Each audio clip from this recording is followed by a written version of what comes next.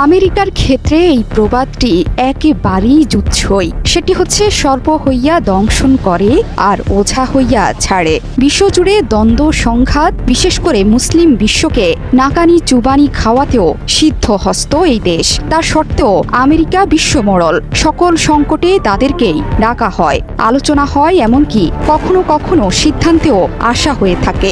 এবার মহা দুর্যোগে পড়ে গেছে বিশ্বের শক্তিধর দেশটি। তাদের কাছে উন্নত সমরাস্ত্র থেকে উদ্ধার তৎপরতার আধুনিক প্রযুক্তি থাকলেও প্রকৃতির সাথে লড়াইয়ে হেরে গেছে আমেরিকা। বর্তমানে ইতিহাসের সবচেয়ে ভয়ানক আগুনের লেলিহান শিখায় জ্বলছে ক্যালিফোর্নিয়ার লস অ্যাঞ্জেলেস। এখানকার বেশিরভাগ এলাকায় পুড়ে ছাই হয়ে গেছে। দামি দামি বিলাসবহুল ঘরবাড়িও ধ্বংসস্তূপে পরিণত হয়েছে।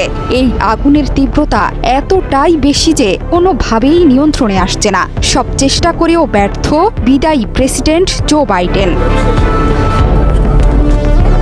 প্রকৃতির সাথে এই যুদ্ধে হেরে গেছে যুক্তরাষ্ট্র। মিলিয়ন মিলিয়ন ডলারের ক্ষতিতে জেরবার রাজ্যটি। বলা হচ্ছে পৃথিবীর কোনো পানি নাকি নেভাতে পারবে না দেশের সবচেয়ে বিলাসবহুল আবাসনের এই লস অ্যাঞ্জেলেসের আগুন। মাত্র কয়েকদিনের দাবানলে পুড়ে ছাই হয়ে গেছে হাজার হাজার একর জমি। বাড়ি ছাড়তে হয়েছে প্রায় 2 লাখ বাসিন্দাকে। সক্রিয় দুটি দাবানল নিয়ন্ত্রণে নিতে না পারলে নতুন করে আরও 2 লাখ মানুষকে ছাড়তে হবে ঘর। বাড়ি ঘর হারিয়ে আর্তনাদ করছেন লস অ্যাঞ্জেলেসের বাসিন্দারা।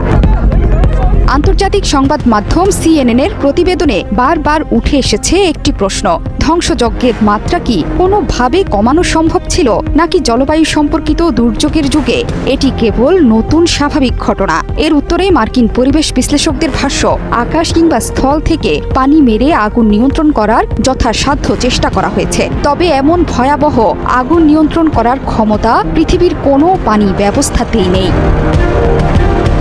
লস অ্যাঞ্জেলেস কাউন্টির কর্মকর্তারা এই দাবানলের আগুনকে একটি নিখুঁত ঝড় বলছেন, যেখানে ঘন্টায় 100 মাইল বেগে হারিকেনের মতো ঝোড়ো হাওয়া বয়ে যাচ্ছে।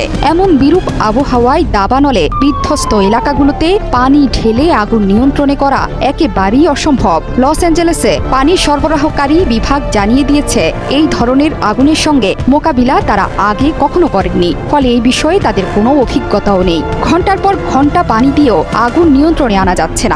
এই আগুন কিভাবে নিয়ন্ত্রণে আনা সম্ভব হবে সেটি নিয়েও চলছে জল্পনা কল্পনা। অনেকে বলছেন শহরের পানি সরবরাহ ব্যবস্থা এমন বিপর্যয়কে নিয়ন্ত্রণ করার মতো করে তৈরি করা হয়নি। নতুন বিপদ হচ্ছে এই আগুন এখন নতুন নতুন এলাকাতেও ছড়িয়ে পড়ছে।